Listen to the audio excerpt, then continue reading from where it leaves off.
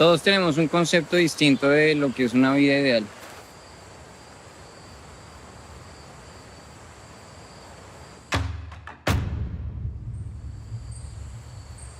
En mi caso, pues este es el mío.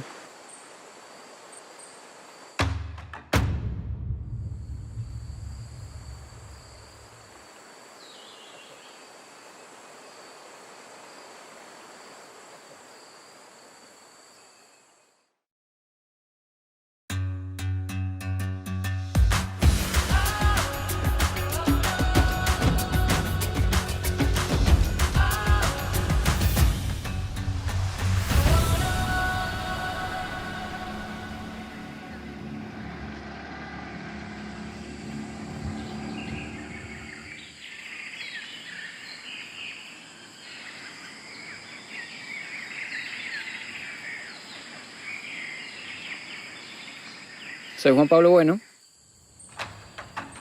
soy biólogo de profesión y soy colombiano.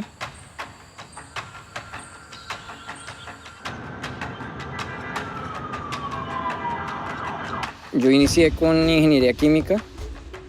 En mi familia somos químicos por naturaleza. Tenía un hobby que era conocer Colombia a través del computador. En esos viajes virtuales buscando fotos, me encontré con 3 fotos de cañocristales.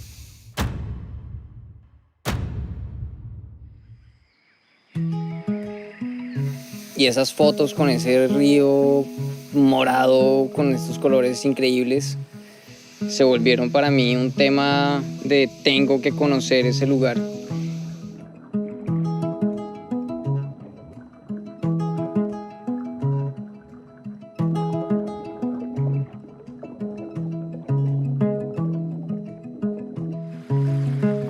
Ahorré un poco y un día pude viajar finalmente a Cañocristales. Me di cuenta que no era solamente Cañocristales, sino era toda una región increíble, brutal. La Macarena. Este lugar en términos de paisaje y naturaleza y fauna y vida es completamente asombroso. Ya teniendo ese contacto con la gente y la naturaleza, dije, lo mío es esto, punto. No tengo que buscar más. Yo estaba sufriendo en ese momento con la ingeniería química.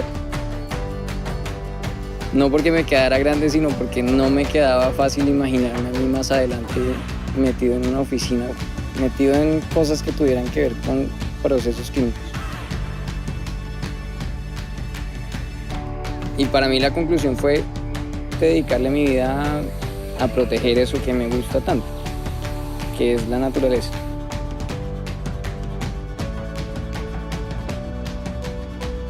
Quiero montar un hotel, un sitio en la Macarena que destinara parte de sus recursos para recuperar bosques.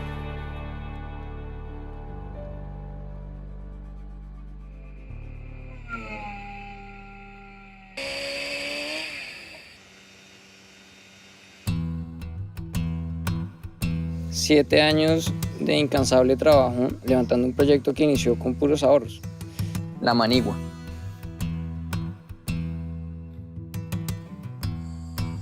Eso fue un objetivo claro desde el comienzo con la manigua, y es que no quería que tuviera un impacto negativo en esta zona.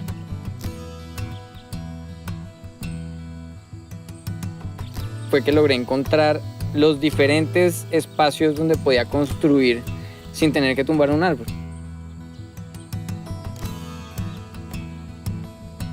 Todos los insumos del hotel son biodegradables. Todo funciona con energía solar. Y de esta manera lograr que todas las personas que nos visiten se adapten a este entorno a través de la experiencia que nosotros generamos.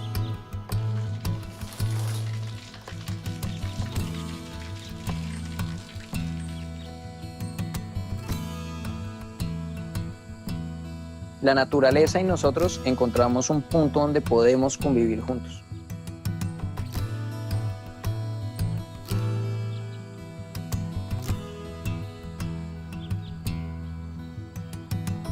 La selva es este lugar donde nada es monótono. Todos los días está uno a merced de los animales, está uno a merced del clima. Y eso hace que la vida simplemente se convierta en esta aventura de todos los días, no tengo ni idea de qué es lo que me espera.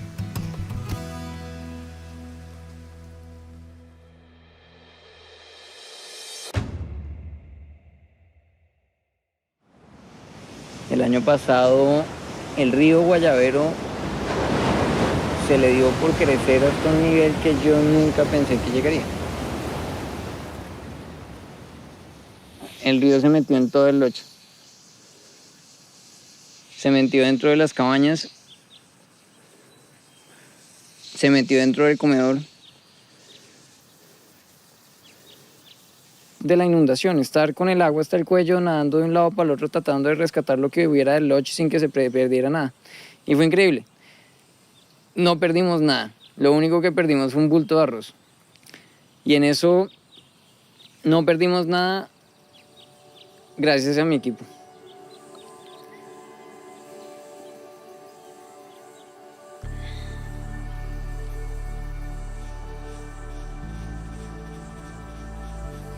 Mi equipo acá en La Manigua se convirtió en mi familia, pero en ese momento de la inundación le metió día y noche toda la ficha que este proyecto, que para mí es como mi bebé, pues no se muriera.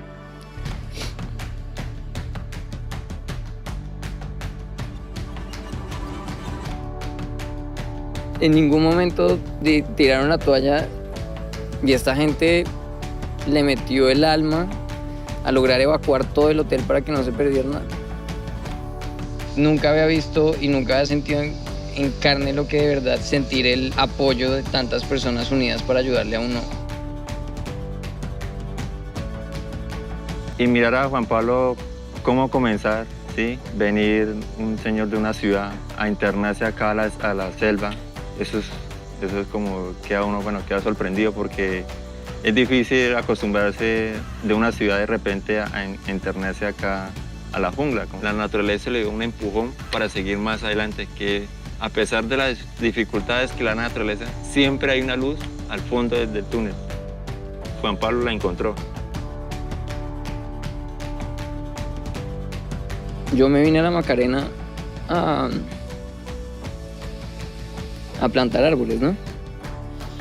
Pero lo último con lo que pensé que me fuera a encontrar fue como con una relación, una familia, un hogar tan especial en la mitad de la nada. Y por otro lado está el hecho de verdad tener esa experiencia de no estar conviviendo con la selva de una manera completamente genuina y maravillosa. Ese crecimiento personal es el mejor pago que uno puede llegar a tener por lanzarse a perseguir un sueño.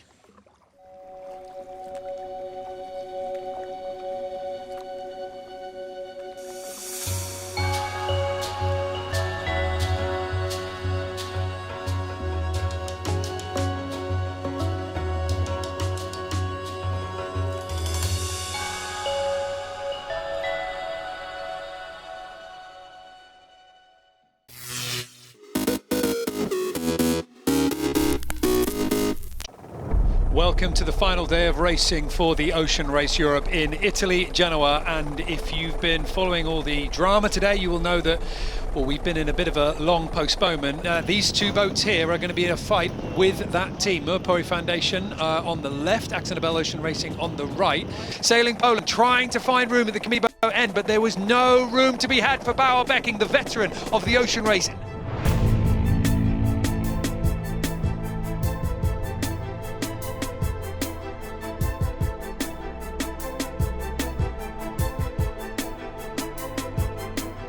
Germany start this one with Lingtao and Bureau Valet on their breeze. They're going to have a little bit of a hard time to try and punch out. No one turning around just yet, and by looking at the flags, it looks like it was a clean start. Bureau Valet just sneaking in at the committee boat in. That would have been very tight.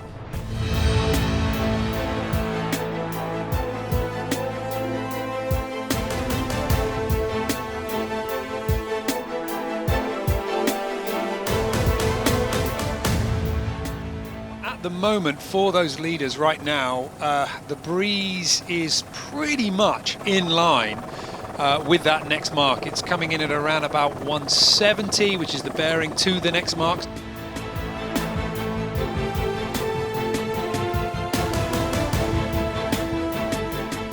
See how close they are as 11th Hour Racing Team go round the mark, Linked Out go round as well. And what do they do here? So the crucial thing will be what that angle is going to be like from this mark, whether it's going to fit into that power angle on the masthead Code Zero. And in fact, as we say that, look at that, Sally, new sail coming out of their hatch.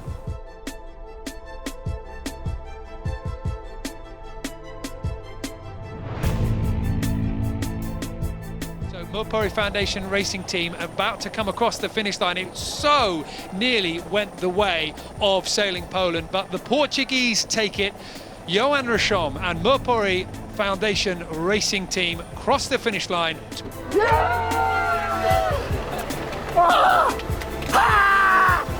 good, huh? Job done, mission accomplished. Oh, that was incredible. I think we love to make things hard for ourselves. But it was amazing and beautiful project. Absolutely loved it, loved the crew. Very proud of everything they did, everything we did. And yeah, happy for the Murpuri Foundation. Very, very, very tight finish, but a really good finish here for Sailing Poland. That's a strong performance. Now the finish line for 11th Hour Racing Team.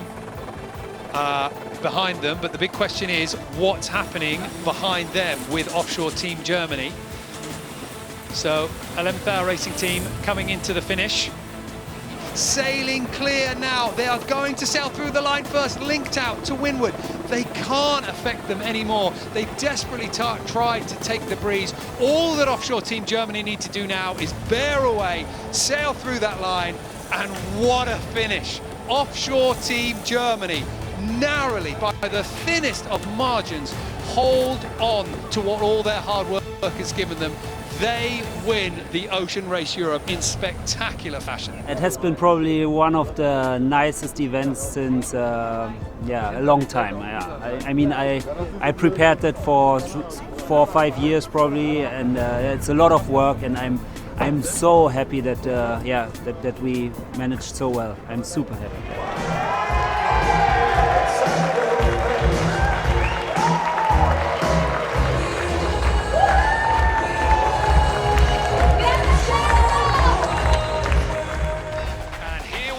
The start of the Ocean Race Europe.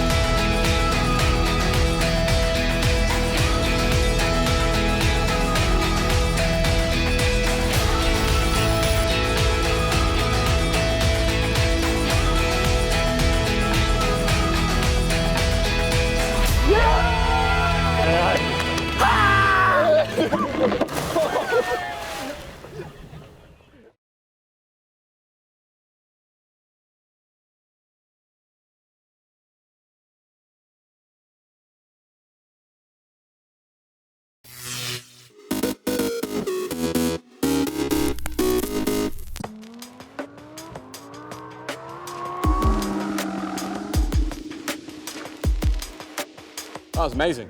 Yeah. These cars, the STO, yeah, they're like, they seem to be a lot faster than the Hurricane, yeah? We did the Hurricane Performante last time we were here 3 years ago, and the STO, what a beast. It's amazing. Yeah, and this one's rear-wheel drive as well. Yeah, so yeah, exactly, yeah. How do you find that different, being rear-wheel drive with four-wheel drive? You probably just got to be more careful coming out the corners, otherwise you might spin. But I guess these cars have got more downforce, so there's more grip anyway. Yeah. But yeah, so far, first couple of laps, it was amazing.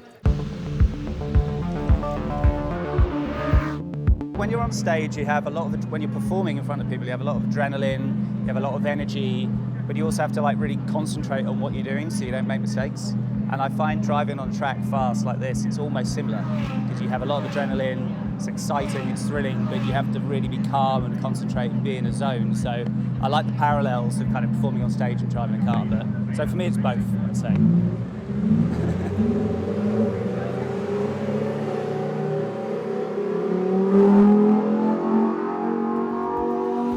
Yeah, I'd say the same. It's like being on stage, there is some similarity because you have like intense pressure, a lot of lights, really loud, and you have to stay kind of calm and control your nerves, you know, and I think driving is on the track is similar.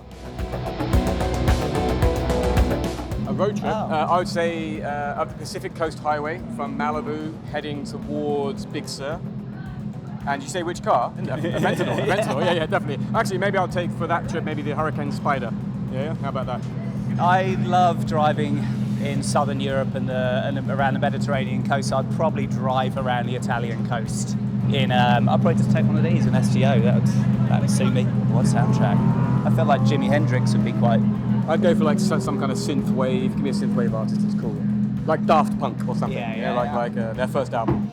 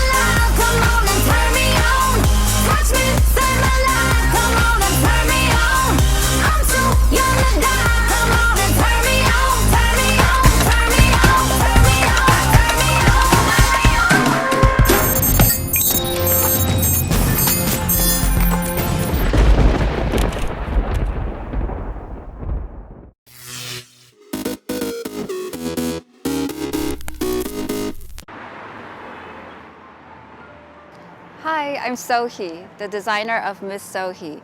I'm originally from South Korea and I'm currently based in London. So I came to London 6 years ago. For me, London is home because I have my friends here and I have all my creative friends around me that inspire me all the time.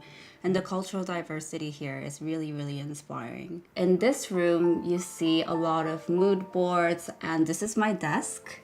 And this is where all the sketching and creativity happens. And then in the room next door, this is where all the embroidery happens.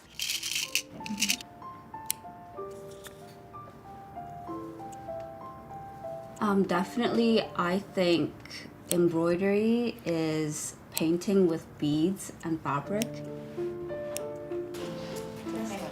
Yeah, is it sewn down? No, but like the position of these three. So normally I always sketch and illustrate a lot before moving on to design.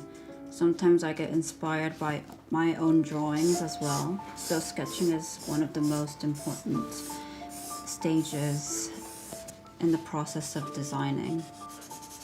I think it's definitely when I see the dress on a model, when we do our first fitting. That's when you see the result of months of hard work and you finally see it on a person and you see it with movement, and that's when it's really magical.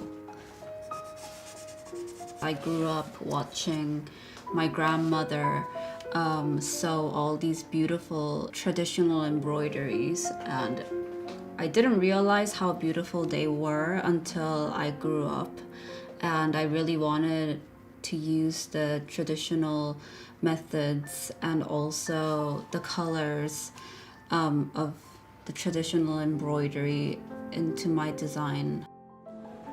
When I first met Domenico and Stefano, I have to be honest, I was very nervous at first to explain them my work. But after I met them, I realized that they're very kind and very welcoming. And they were very, very supportive of my ideas. And they gave me complete freedom to be myself and express my vision. So I had a really great time meeting them. So for my collection, I really wanted to explore the elements that I really love. For this look especially, it's an explosion of flowers, and I really wanted to use the elements that are, you know, what I really love. So my collection in one word, I would say, is that it's my dream.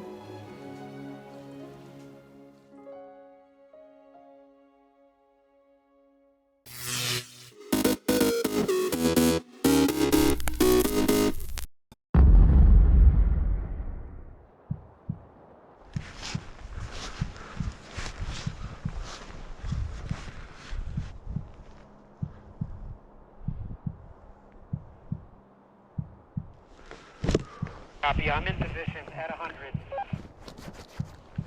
Austin is ready too. I'm just gonna take a couple breaths here. 5, 4, 3, 2, love you.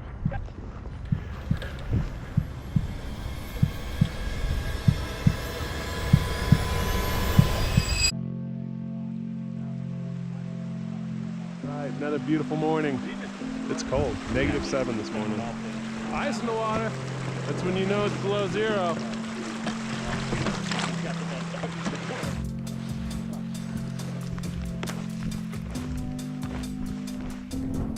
Get at the top of the cliff.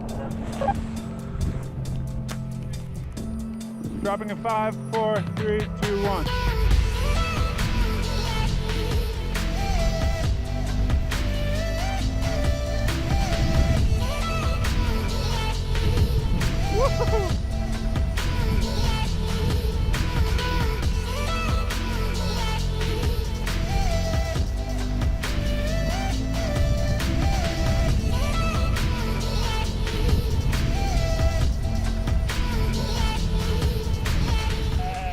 Another day on the river.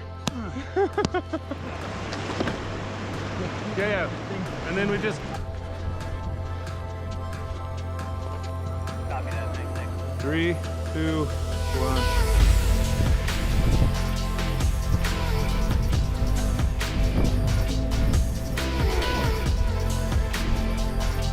All right, man, have fun. It's gonna be a great landing. Fuck yeah, dude.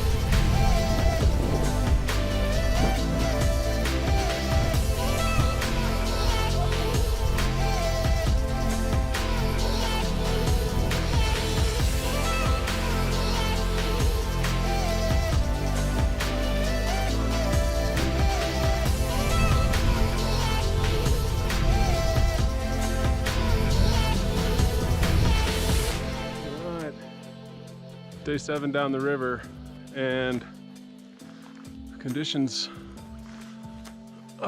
seem actually really set up for this hike that I'm doing right now.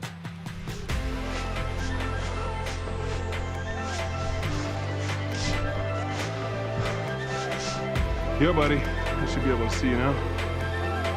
Dropping 3, 2, 1. Love you guys.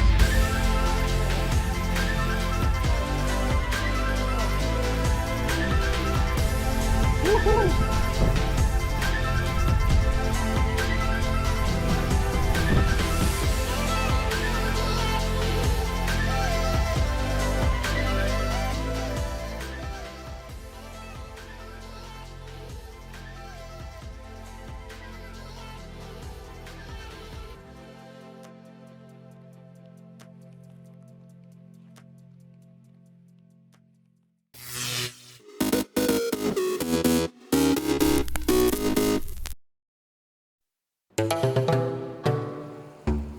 What I tend to look for when I go to places are things that are visually appealing.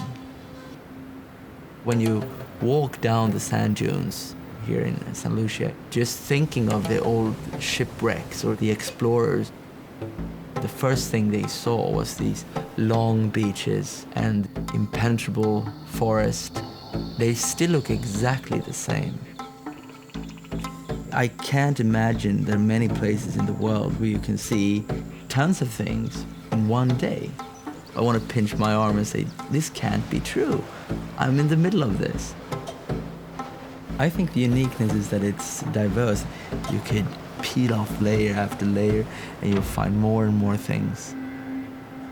It's all here for you to just be part of.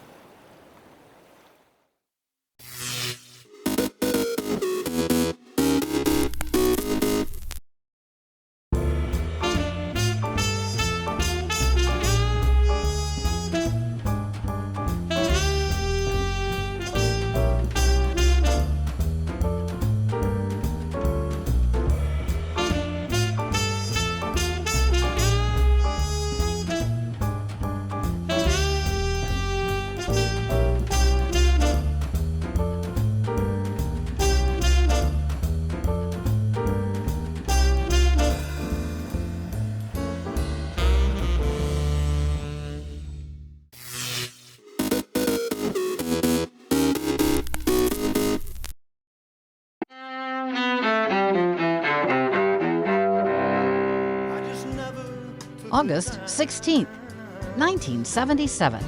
The last chapter for the king of rock and roll in Memphis, Tennessee. That's where singer Elvis Presley dies at his Graceland mansion at age 42. Heart disease and years of prescription drug abuse are the causes of Presley's death. But Elvis's music and his popularity as the greatest star of rock's early years live on. 1948. In New York, the world of baseball loses a larger-than-life icon, Hall of Famer Babe Ruth. The Yankee slugger dies of throat cancer at age 53, a year after thanking fans paying him tribute. And I'm glad that I've had the opportunity to thank everybody. Thank you. 2003. Idi Amin, considered one of Africa's most brutal leaders, dies in Jeddah, Saudi Arabia at age 78. Amin's rule as dictator of Uganda oversaw the killing and torture of hundreds of thousands of people during the 1970s. 1954. Sports Illustrated, the weekly sports magazine created by Time and Life publisher Henry Luce, hits newsstands for the first time. And 1958, Madonna, the singer known as the Material Girl, is born in Bay City, Michigan. Her provocative persona has delivered both pop hits and media headlines since she first gained fame in the 1980s. Today in history, August 16th. Camille Bohannon, The Associated Press.